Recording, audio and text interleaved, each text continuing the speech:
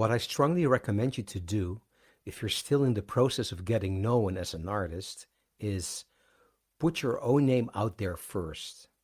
What I mean is, a lot of artists, they start a band and they dream of the band becoming famous.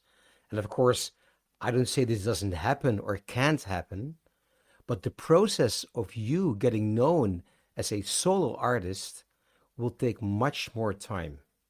And you never know what's going to happen to the band in a couple of years, if it's still going to exist in the first place.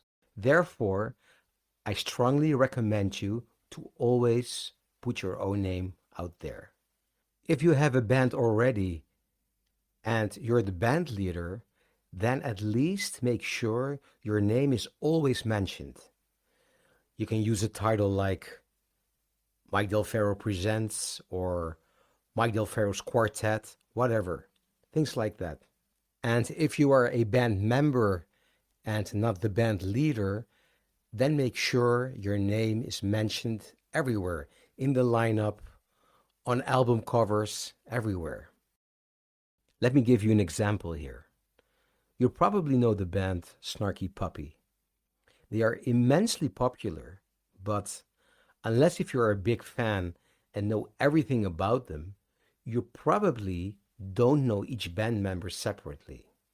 And they are all incredible musicians. Some of them are working on their solo career now. And of course, the fame of Snarky Puppy helps a lot, but they still need to kind of start from scratch. My personal experience with this is playing with Toots Thielemans for many years, the world famous harmonica player. He was really a star, and I toured the world with him. It was great, but everybody was focused on Toots, which is right because he was the star, he was the genius, he was an incredible artist. And then people said, oh, Toots Thielemans was so incredible. And yeah, nice pianist, but what's his name again?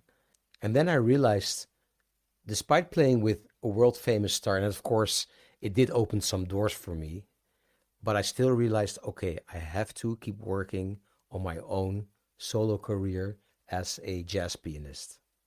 If you decide to have an artist name or a stage name, then stick to this name. I know people who changed their artist name a number of times because they thought the name was not commercial enough or whatever, and this is very confusing. Again, a career in music requires a lot of patience and persistence, and once you have chosen an artist name, then stick to this.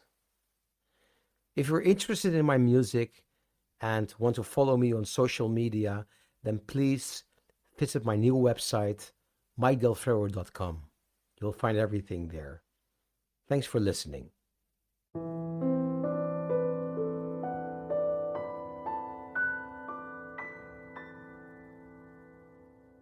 If you enjoy my podcast, then please subscribe, give it a rating, and share it with other musicians. I also host another podcast, the Mike Del Ferro podcast, with travel stories, interviews with wonderful people, and more.